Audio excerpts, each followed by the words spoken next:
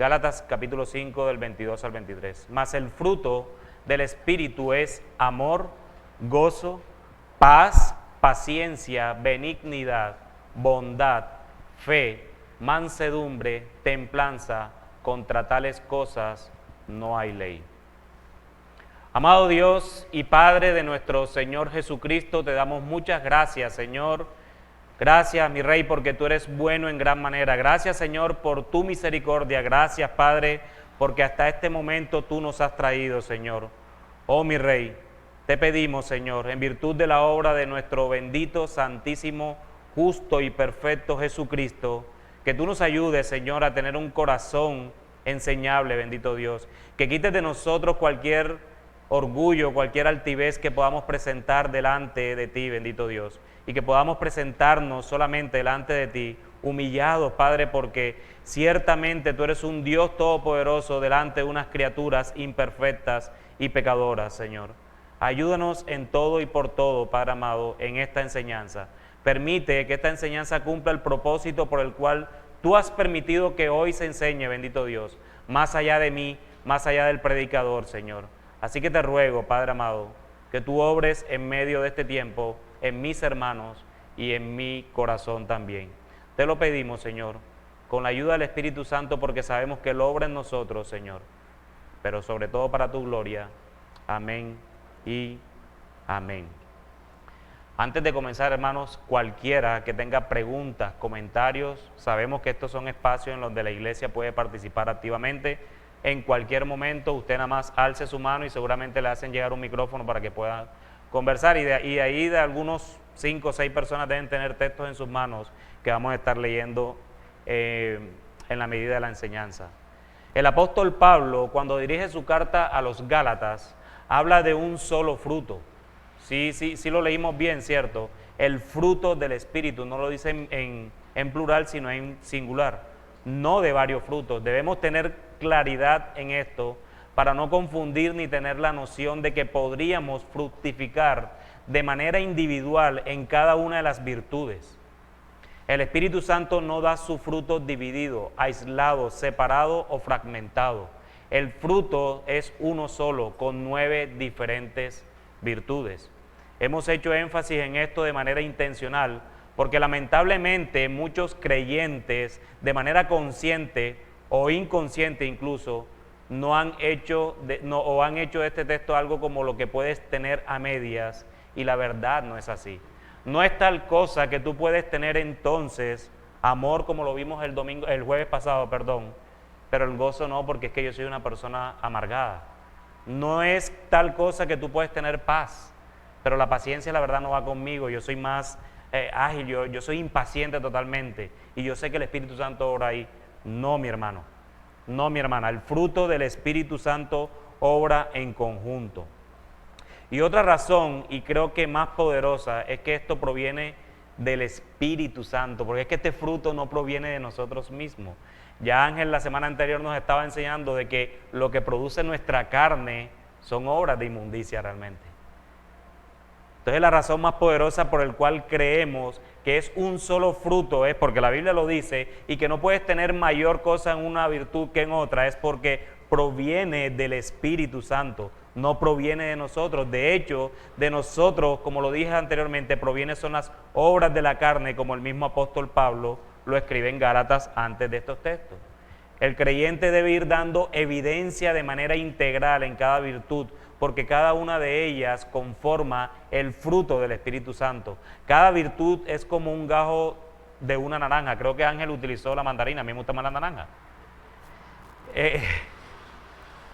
Es como el gajo de una naranja, ¿cierto? Una naranja en su interior no tiene partes vacías donde hace falta un gajo. De ser así, sería una naranja que defectuosa, un mal fruto, pero ese no es el caso cuando el Espíritu Santo está trabajando en la vida de un creyente progresivamente. Recuerden que cuando ustedes fueron salvados, cuando yo fui salvado, hemos sido justificados delante de Dios. Eso es lo que en teología se conoce justificación. Pero hay una parte que falta, que es la santificación, y esa santificación no ocurre una sola vez. Hay dos posiciones, hay una posicional que tú eres santificado, es decir, eres apartado para Dios, pero hay otra que es progresiva, la que te va a llevar de gloria en gloria para hacerte como el varón perfecto, nuestro Señor Jesucristo. Y eso va a ocurrir cuando estemos en gloria, cuando llegue la glorificación. Sin embargo, en este mundo, un creyente naturalmente debe ir progresando en su santificación, porque es que eso no lo hacemos ni siquiera nosotros, hermanos, eso lo hace el Espíritu Santo. Es fruto del Espíritu Santo.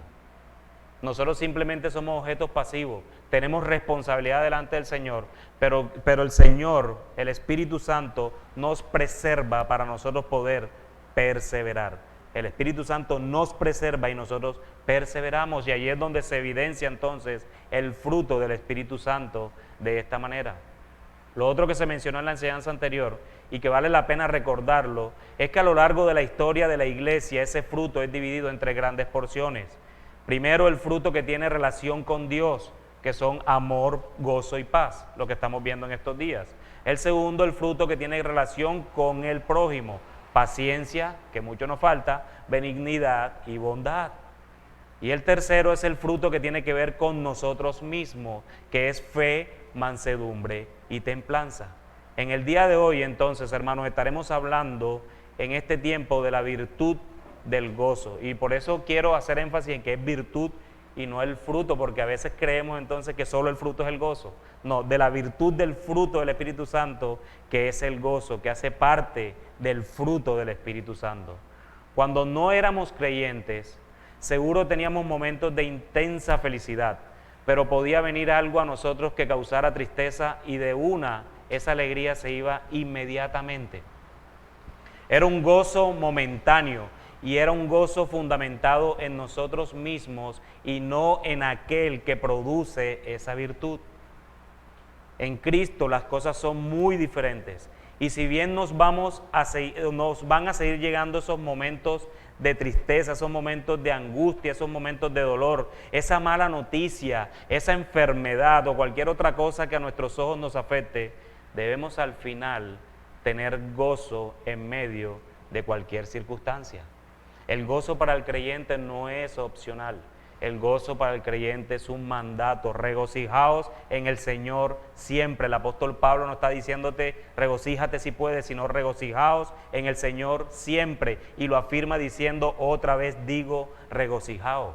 Es un mandato del Señor. Inspirado por el Espíritu Santo, el apóstol Pablo allí nos está dando un mandato. Entonces para nosotros como creyentes, hermanos, el gozo, cualquiera que sea nuestra circunstancia, no es opcional para nosotros. Pero entonces respondamos a la pregunta de ¿qué es el gozo? Esta es la segunda virtud y consiste en una dicha, alegría, producto del Espíritu Santo. La RAE lo define así: sentimiento de complacencia en la posesión, recuerdo o esperanza de bienes o cosas apetecibles. Eso es lo que dice la Real Academia, ¿cierto? La concordancia Strong, es decir, ya un diccionario bíblico, lo define como alegría, pero me gusta más la otra definición que tiene la misma concordancia Strong, y es deleite calmo. Es un gozo en la pasividad, es una alegría pasiva, ¿sí me hago entender? Suena como ¿ah? Sí, puede ser una tranquilidad, pero suena como una antítesis. ¿Cómo así que tú me estás diciendo que yo puedo estar gozoso, pero a la vez puedo estar tranquilo? Sí, es algo así. Yo no te lo puedo explicar porque eso es fruto del Espíritu Santo precisamente por eso. No es fruto de la carne. Regocijo. James Swanson lo define como alegría, estado de regocijo y felicidad. Al hablar del gozo es claro que nos estamos refiriendo a una alegría profunda, no a una felicidad pasajera. Conocemos a creyentes que no parecen, porque no lo están, muy gozosos, alegres o felices. O tú puedes ser uno de ellos. Así que te diré cómo crecer en gozo. Ahora bien, pero muchos pueden caer del otro lado del espectro y confundir el gozo con que en todo lo que pasa entonces no puedo tener tristeza. Y hay que tener mucho discernimiento en ese asunto. El hecho de que tú estés gozoso no quiere decir que no te cause tristeza. Nosotros somos seres humanos creados a la imagen del Dios Santísimo. ¿cierto? Y vemos a la segunda persona de la Trinidad triste. De hecho, ahorita conversando con un hermano, él llamó ese texto cuando Jesús llora por Lázaro, ¿cierto? Y llora por Lázaro o llora por la situación en la que el pueblo estaba, cualquiera que sea, no importa por lo que estaba llorando, Jesús estaba llorando. Él sentía tristeza. O cuando él se refiere a Jerusalén con un dolor, porque sabía que se estaban perdiendo. Hay tristeza. Entonces es un error creer que aquellos que somos creyentes, que entonces disfrutamos de este fruto del Espíritu Santo, que es el gozo, y no podemos estar tristes. Es lo contrario, en medio de la tristeza estar gozoso. Eso es lo sobrenatural, eso es lo inexplicable. Tú como en medio de la tristeza puedes estar gozoso, puedes estar tranquilo, puedes estar gozoso en el Señor, precisamente porque es una obra del Espíritu Santo. No es una obra que nosotros podemos producir, porque si lo produjéramos por nuestros propios sentimientos, evidentemente quisiéramos tirarnos a la amargura y a la tristeza permanente cuando estamos mal. Por ejemplo, cuando tú te quedas sin trabajo, cuando tú pasas una enfermedad, esta iglesia ha sido golpeada bastante por la enfermedad, ¿verdad? En estos últimos tiempos, a causa de esta pandemia y todo ese tipo de cosas. Pero si nos quedáramos en la enfermedad, ¿tú te imaginas cómo estuviera nuestra alma? Si tratáramos de salir de todas estas cosas con base a nuestras fuerzas, no podríamos. Es el Espíritu Santo quien obra en el creyente y en medio de esa enfermedad le da gozo, porque sabe que providencialmente Dios está actuando para hacerlo más como a su Hijo. Y es allí donde debemos mirar el gozo de una manera reverente. Una gran verdad que Martín Lutero afirmó es que el Espíritu no obra fuera de la influencia de la palabra. Así que es imposible que crezcas en gozo si no estás anclado a las Escrituras. Es imposible crecer en esta virtud si no estamos anclados a la Escritura, porque el Espíritu Santo produce el gozo, pero el Espíritu Santo te enseña las Escrituras. No puede estar por fuera de las Escrituras. Quien no crece en gozo es porque no está convencido de la palabra de Dios. Te pongo dos ejemplos comunes en los que experimentamos la falta de gozo y cómo creer en la palabra hace la diferencia. El primero, la culpa cuando pecamos. Lo que más poder tiene para quitar el gozo es el pecado y la terrible culpa que este pecado ocasiona en nosotros. Al pecar, el infierno completo parece gritar en nuestra contra. La conciencia nos acusa tratando de engañarnos para alejarnos del trono de la gracia de Dios. En ese momento el gozo se desvanece y no se producirá por pasar un buen tiempo con amigos, por distraerse con cualquier otra cosa o tratar de justificarnos por el pecado que cometimos. Solo se hace más abrumador y terrible tratar de evadir la responsabilidad que hemos hecho delante de Dios, que hemos pecado. En ese momento sabemos qué debemos hacer, y es postrarnos de rodillas, reconocer la condición pecaminosa nuestra y acercarnos a aquel que murió a causa de nuestra culpa. Es a Él, es allí donde tenemos que reivindicarnos. En Él, en Cristo, tenemos la redención mediante su sangre, el perdón de nuestros pecados, conforme a las riquezas de la gracia, como lo dice Efesios capítulo 1, versículo 7. Ahí al creer eso, el infierno entonces, hermanos, guarda silencio. Cuando nosotros otra vez llegamos al Señor y pedimos perdón y le rogamos, Señor, devuélveme el gozo de tu salvación, el infierno calla, porque hemos llegado nuevamente a recuperar ese gozo. El Señor nos los ha vindicado. Pero la otra parte o el otro ejemplo que quería darles, que es muy común en nosotros, es cuando hay falta de provisión o cuando hay incertidumbre por cualquier circunstancia. La escasez económica frecuentemente despierta preocupaciones que quitan el sueño y el gozo. ¿Quiénes de aquí han sufrido escasez económica? En cualquier etapa de su vida. Quizás la gran mayoría. No estén esperando una ofrenda ayer. Bendito sea el Señor. Ojalá y pudiéramos ayudar a todos los hermanos cuando pasan ese tipo de circunstancias. Una vida que disfrute del gozo del Espíritu es una vida aferrada a la provisión y cuidado de Dios. Pero muchas veces, hermanos, cuando estamos en esa circunstancia, queremos por nuestras propias fuerzas querer suplir lo que Dios puede suplir. Dice Romanos capítulo 8, versículo 32. Y si tú estás pasando por esa situación actualmente, yo te daría ese texto. El que no escatimó a su propio Hijo, sino que lo entregó por todos nosotros, ¿cómo no nos dará también con Él todas las cosas? Me aseguraré de que comprendas lo que trato de decir. Dios entregó a su Hijo para proveer lo necesario para salvarnos. Para salvarnos. Su Hijo es lo más valioso y lo entregó por nosotros. ¿Acaso no es la muestra del cuidado completo de Dios hacia nosotros mismos? ¿No podrá suplirte lo que necesitas según su propia voluntad? Ya te dio a su Hijo, hermano. Al conocer esto y creerlo, el gozo es naturalmente producido. Señor, en medio de la escasez, tú me proveíste el Cordero de mi salvación. ¿Cuánto más te puede dar cualquier cosa que tú necesites? Y a esos que alzaron la mano, que yo no le pedí que alzaran la mano, pero a esos que alzaron la mano, hermanos, pregúntense, desde ese momento en el que pasaste esa necesidad, hasta este momento, ¿te ha faltado? ¿Has muerto? Evidentemente no, aquí estás con nosotros. Dios ha provisto. ¿Por qué entonces nuestra incredulidad nos lleva a pensar de que Dios no va a proveer? ¿Quieres experimentar un gozo profundo? Cree lo que la palabra dice sobre quién eres hoy. Perdonado, declarado inocente, hijo de Dios, amado por Dios, destinado a una gloriosa eternidad al lado de tu Creador y de tu Salvador. ¿Qué más necesitamos? Si esto no te produce gozo, entonces no hay nada que lo produzca. No hay nada que pueda cambiar esto porque no depende de ti, sino de Cristo y su obra. Tenemos que entender, hermanos, que esa salvación nos fue dada y esa salvación jamás a los que estamos en Cristo nos será quitada. Jamás. ¿Qué se puede comparar con esto? ¿O cuál debe ser tu fuente de gozo? Ora a Dios.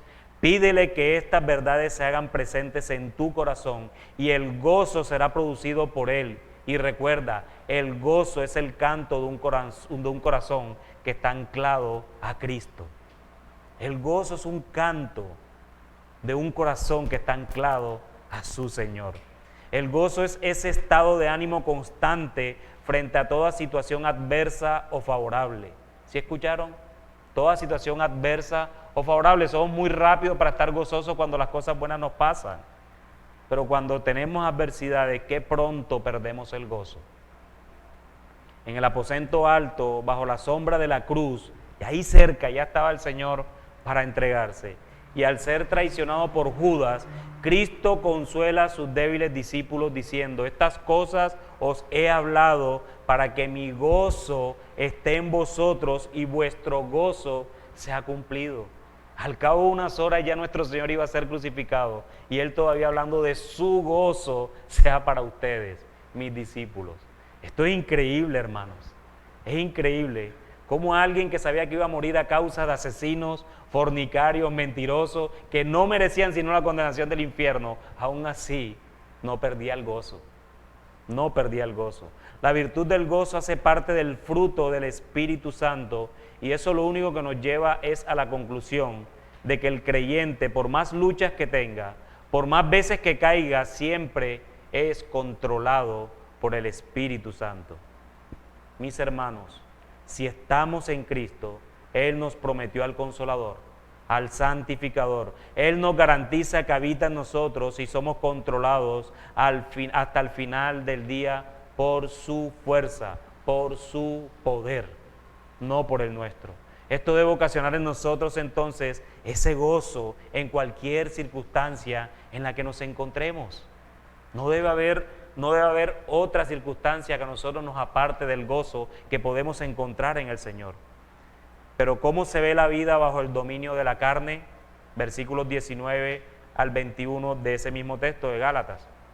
Y manifiestas son las obras de la carne, que son adulterio, fornicación, inmundicia, lascivia, idolatría, hechicerías, enemistades, pleitos, celos, iras, contiendas, disensiones, herejías, envidias, homicidios, borracheras, orgías, y por si acaso se quedó algo por afuera, y cosas semejantes a estas, acerca de las cuales os amonesto, como ya os he dicho antes, que los que practican tales cosas, hermanos, escuchen bien, no heredarán el reino de Dios.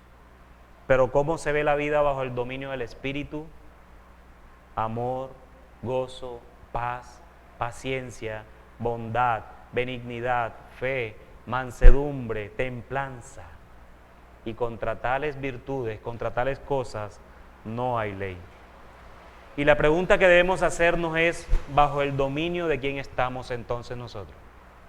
¿Bajo el dominio de la carne y sus obras? ¿O bajo el dominio del Espíritu y su fruto? Y dependiendo tu respuesta, debes saber si eres creyente o no lo eres. Y si eres creyente, debes gozarte en ello, porque más allá de que tengas tus luchas, de que peques, tú has sido salvado por la gracia de nuestro Señor Jesucristo, y Él te llevará de gloria en gloria. Así peques, esos mismos pecados te disciplinan a ti, a que seas más como tu Señor. Así que debemos gozarnos aún en nuestras tribulaciones. En la Escritura vemos varios textos que nos hablan del gozo. Salmo, ¿quién tiene el Salmo capítulo 16, versículos del 8 al 11? Cuando Dios va delante de nosotros, cuando caminamos con Dios, la respuesta a esto es la confianza y plenitud de gozo. ¿Qué dice el Salmo, hermano?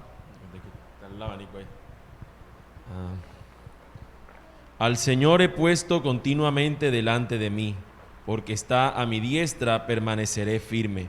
Por tanto, mi corazón se alegra y mi alma se regocija, también mi carne morará segura, porque tú no abandonarás mi alma en el Seol, ni permitirás que tu santo sufra corrupción. Me darás a conocer la senda de la vida, en tu presencia hay plenitud de gozo, en tu diestra hay deleites para siempre. En la presencia de Dios hay plenitud de gozo, porque el salmista sabía que Jehová siempre estaba delante de él. Eso era lo que le daba certeza al salmista de su gozo, de que Jehová, de que el Dios Trino estaba siempre delante de él, estaba a su diestra. Tremenda confianza tenía el salmista. Más allá de sus enemigos, él tenía una plena certidumbre de que Dios estaba con él. Él tenía esa plena certidumbre, que Dios estaba delante de él. Y esto era suficiente para el salmista. Esto ocasionaba alegría y gozo en el corazón y en su alma. Era suficiente para él su presencia. Y más allá de cómo terminaría, sabía que en la presencia de Dios había plenitud de gozo. Pero esa, mis hermanos, debe ser también nuestra propia actitud como creyentes. Saber que Dios está siempre delante de nosotros, que Él tiene el control de todas las cosas. Y todas las cosas quiere decir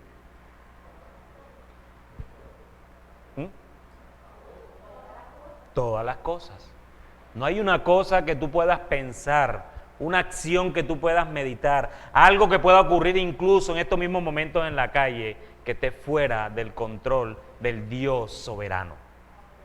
Así a nuestros ojos nos parezca que, ¿por qué le pasa esto? O como muchas personas, creo que con un malentendimiento del Evangelio preguntan, ¿por qué si Él es bueno le pasan cosas malas? Mi hermano, no hay nadie bueno. Y nosotros éramos merecedores de la ira de Dios. Éramos un pueblo, un mundo que estaba sepultado bajo la ira de Dios. Sin embargo, por el puro afecto de su voluntad, por su amor eterno, Él decidió unilateralmente, no te está pidiendo permiso ni a ti ni a mí, unilateralmente decidió escoger de esos vasos que estaban para la ira, escoger vasos para gloria de Él. Cuando nosotros entendamos eso, podemos reevaluar esa pregunta y no decir como por qué a personas buenas le pasan cosas malas. O como le pasó a un pastor alguna vez que le preguntaron, pastor, pero ¿cómo es posible que Dios haya aborrecido a Saúl? Yo no puedo creer eso. Y ese pastor le contesta, yo no puedo creer que Dios haya amado a Jacob. Ese es el punto, hermanos, que no podamos entender cómo Dios te amó a ti y a mí, si nosotros no hemos hecho nada diferente a merecernos su ira. Cuando entendamos el Evangelio y lo que pasó en la cruz del Calvario y podamos permear nuestras vidas, cada área, tu trabajo, tus amistades, tus reuniones sociales, tu iglesia, todas las partes donde tú te mueves, hermanos, permeado por el Evangelio, podrás entender y tener una cosmovisión bíblica de lo que quiere decir cada aspecto de tu vida. Pero el salmista lo sabía. El salmista sabía que era perseguido por enemigos y aún así él sabía que estaba delante de la presencia de Dios y para él eso era suficiente. Y eso lo llevaba a tener un gozo certero y un gozo que no iba a acabar. Y en algunas ocasiones la Biblia no nos habla del gozo explícitamente, pero cuando leemos algunos textos se denota el gozo implícitamente. Por ejemplo, Salmos capítulo 59, versículo 16. Micrófono, José. Pero yo cantaré de tu poder y alabaré de mañana tu misericordia, porque has sido mi amparo y refugio en el día de mi angustia. Pero yo cantaré de tu poder. Recuerden que los salmos son cánticos, ¿no? Yo cantaré de tu poder y alabaré de mañana tu misericordia. ¿Ustedes se imaginan al salmista cantando sin gozo? Solo en ese texto. Yo, Celio, pero yo cantaré de tu poder. No, hermanos, el salmista sabía que estaba delante de la presencia de Dios permanentemente, y eso en su corazón y en su alma hacía una mella de que él siempre andaba en gozo, más allá de la situación que estaría viviendo en el presente. Recordar lo que el Dios Trino ha hecho por nosotros solo nos puede llevar a una sola cosa, a gozarnos, derramarnos en gozo dado por el Espíritu para rendirnos en alabanza, en cánticos, en agradecimiento delante de un Dios 3 veces santo. Es lo que debe ocasionar. Cuando el ángel se le presentó a los pastores en Lucas capítulo 2, versículo del 10 al 11, ¿quién lo tiene?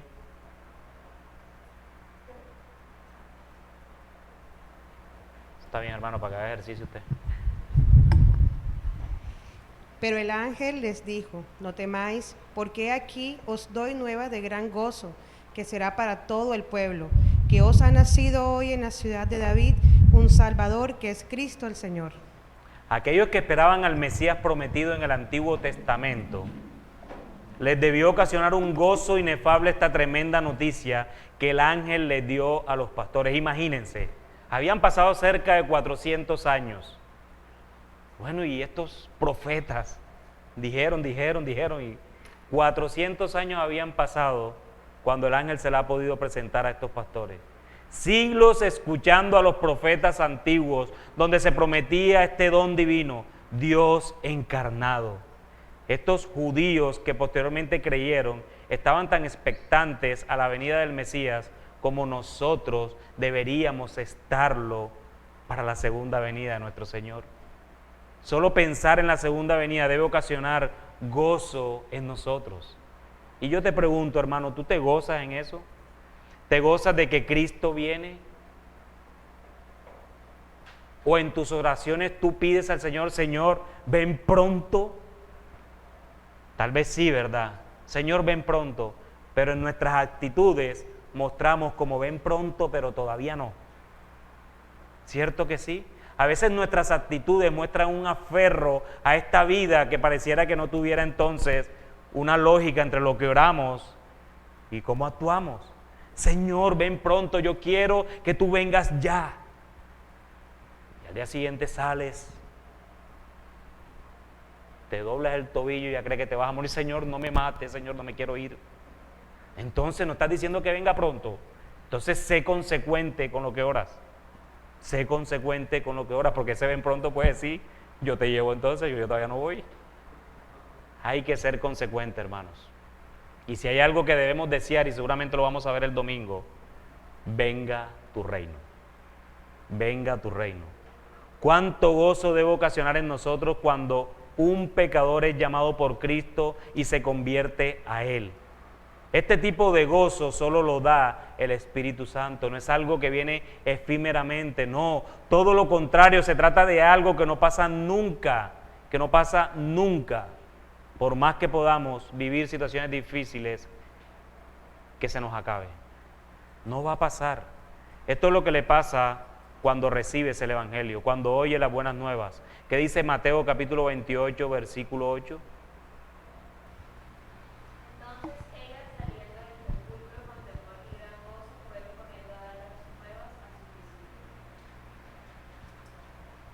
Y mientras iban a dar las nuevas a los discípulos.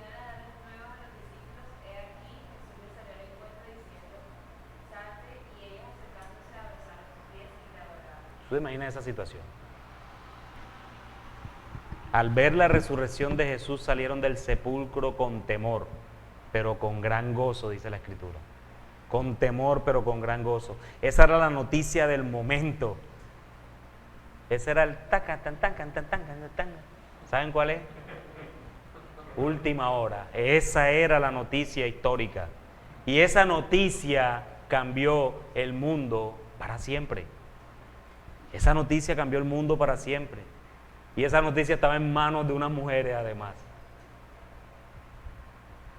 Esta era la noticia del momento, aquella que le devolvía la esperanza a esos discípulos que por un momento pensaron que habían sido abandonados por Dios. Ese es el mismo gozo que tenemos los que estamos en Cristo, un gozo que proviene de Dios, el cual es imposible que lo podamos producir nosotros mismos. Tener este gozo como virtud y como fruto del Espíritu Santo es evidencia que pertenecemos al reino de Dios. ¿Quién tiene Romanos capítulo 14, versículo 17? ¿Quién no tiene? Oh, el micrófono. Que ahora con los tapabocas uno no sabe quién es el que está leyendo. Porque el reino de Dios no es comida ni bebida, sino justicia, paz y gozo en el Espíritu Santo. ¿Sí ven? El reino de Dios no es comida ni bebida, sino justicia, paz y gozo en el Espíritu Santo. Entonces, hermanos, el gozo del Espíritu Santo que se muestra como fruto a nosotros no es una virtud que tienen algunos creyentes. No, en ninguna manera. Esta virtud la deben tener todos los creyentes que han existido, que existen y que existirán hasta que Cristo venga. Mis hermanos, sabemos que mientras estemos de este lado de la eternidad, viviremos aflicciones, y no es que yo sea de mal agüero, como lo dice el mundo, sino que fue algo que el mismo Cristo nos prometió: en este mundo tendréis aflicción. Es una promesa, es seguro que viviremos aflicciones mientras estemos en este lado de la eternidad. Pero solo quiero que recuerdes un texto de la Biblia. Si no te acuerdas de los otros que leímos, recuerda este texto de la Biblia: cuando pases tribulaciones, aflicciones, enfermedades, debilidades, cuando te sientas perseguido, cuando alguien cuestione, que seas cuestionado por tu fe, cuando creas que nadie tiene sentido, cuando pienses que estás en un callejón sin salida, cuando creas que todo lo malo te pasa a ti, cuando tú estés en ese momento, en esa zozobra, en esa incertidumbre, allí, recuerda lo que nos dice Hebreos capítulo 12, versículo 2. Puestos los ojos en Jesús, el autor y consumador de la fe, el cual, dice el autor de Hebreos, el cual por el gozo puesto delante de él sufrió la cruz, menospreciando lo oprobio, y se sentó a la diestra del trono de Dios. No, yo no debería decir más nada. En serio que sí. Este texto debe hablar a nuestros corazones y debe ser suficiente, hermano. La situación en la que tú te encuentres hoy, o la situación en la que tú te encontrarás mañana, o que te hayas encontrado ayer y hayas dudado de tu fe y hayas puesto por incertidumbre muchas cosas de tu vida, recuerda a Cristo que Él, aún sabiendo desde antes de la fundación del mundo, Él sabía, en ese pacto intratrinitario, en esa conversación trinitaria, Él sabía que se iba a encarnar. Primera humillación, lo sabía. Luego se encarnó, se hizo hombre, segunda humillación. Y luego fue a la cruz, tercera humillación. Él siendo Dios, se encarnó y Él sabía que iba a morir por cada uno de nosotros en la cruz del Calvario. Pero lo hizo con gozo. Exacto, lo hizo con gozo. No hay ninguna situación en nuestras vidas, hermano, que sea tan deplorable como esta de nuestro Señor en ese momento, donde Él sabía que no eran los clavos, que no era la corona, no eran los latigazos, no era la desnudez, era la ira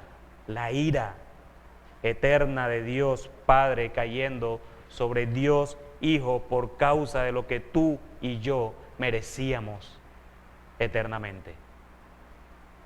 Y fue con gozo, por el puro o por el gozo puesto delante de Él. Te pregunto, hermano, ¿cuál es el motivo de tu descontento? ¿Estás descontento? ¿Has estado descontento? ¿Cuál es el motivo de tu descontento? ¿Por qué te amargas? ¿Por qué crees que delante de Dios tienes alguna justificación de estar descontento cuando tu Señor murió en la cruz voluntariamente con el gozo puesto delante de Él? ¿Por qué crees que nosotros podemos llegar justificados delante de Dios perdiendo el gozo por alguna situación? Cuando su Hijo, todo lo que Él tenía lo entregó en la cruz del Calvario y su Hijo fue con gozo a la cruz. Mis hermanos, que el Espíritu Santo nos convenza de lo desagradecido que somos por no estar gozosos siempre, como el apóstol Pablo lo enseñó a los filipenses. Regocijaos en el Señor siempre. Otra vez digo, regocijaos. Amén. ¿Tienen alguna pregunta? Pastor. Solamente quería de pronto agregar en lo que decías ahora, pero apoyar lo que estabas diciendo, que recuerdo que cuando David ha pecado con Betsabé, el Salmo 51 nos narra su confesión al Señor y su deseo de restablecer la relación, por decir una manera, con el Señor. Y hay un momento en el versículo donde él dice, devuélveme el gozo de tu salvación. Y a veces nosotros quizás somos desagradecidos porque, habiendo sido salvados, esperamos que el Señor nos resuelva un problema, pero solamente pensar en la salvación debería mantenernos siempre con gozo, a pesar de la circunstancia. Y recuerdo una frase que dice un autor que es la siguiente: no sé lo que me depara el mañana, pero lo que sí sé es esto: debido a la cruz, estaré mucho mejor de lo que merezco. No sabemos qué viene mañana, pero puedo mantener el gozo porque ya sé lo que soy en Cristo y lo que Él ha hecho por mí. Amén. Mañana nos puede esperar muerte, hermanos, y permítame ser tan fuerte. Es más, ahorita a las 10 alguien de nosotros puede morir. Si estás en Cristo, hermano, no hay mayor bendición que esa, que estar con Él. Entonces, no nos quejemos, no nos amarguemos, no nos justifiquemos, porque somos buenos para ello. ¿Alguien más? ¿Pregunta, comentario? ¿Quién? Mr. Arocha.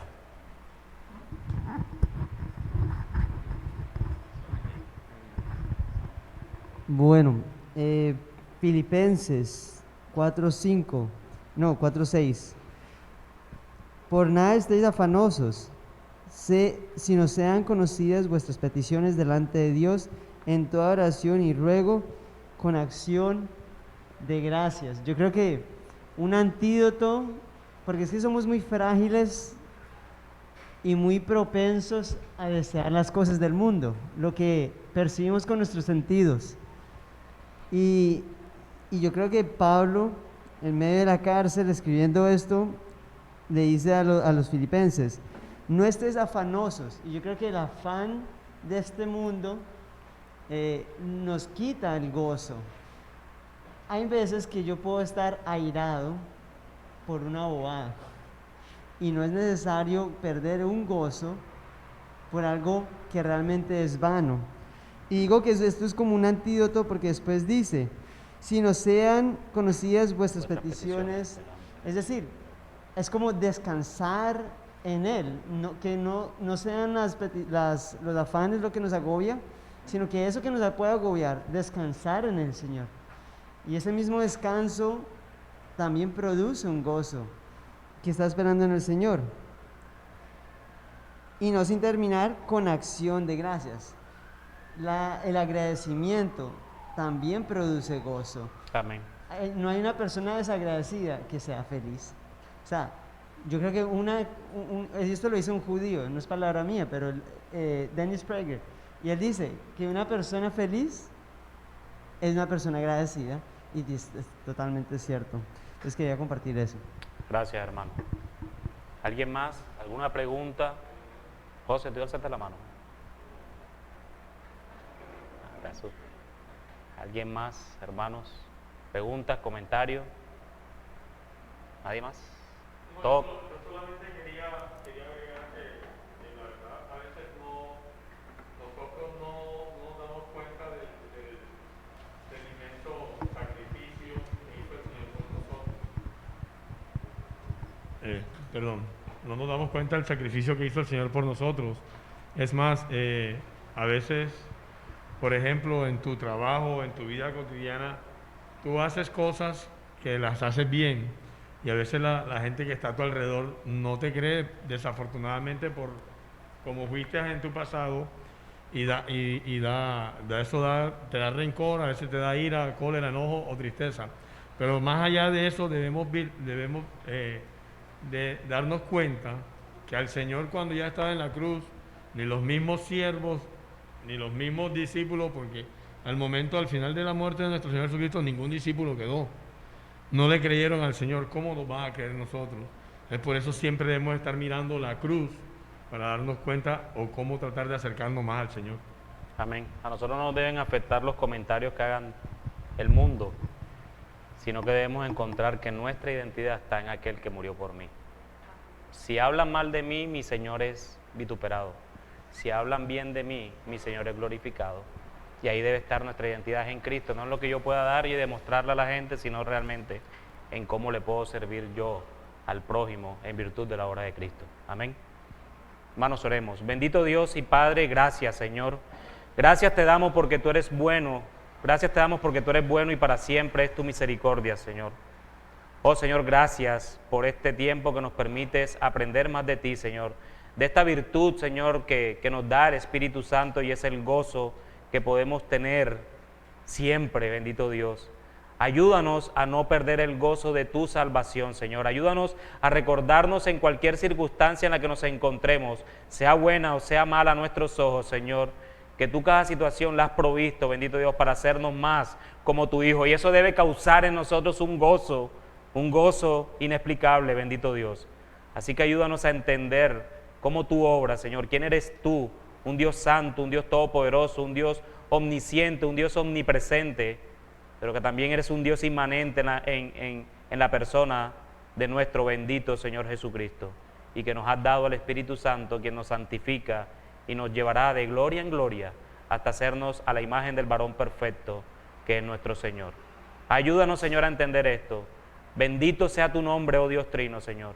Oramos a ti porque sabemos y estamos convencidos que tú has inclinado tu oído a este pueblo, bendito Dios, porque tú le has salvado, Señor. A ti sea toda la gloria en virtud de la obra de Cristo. Amén y amén.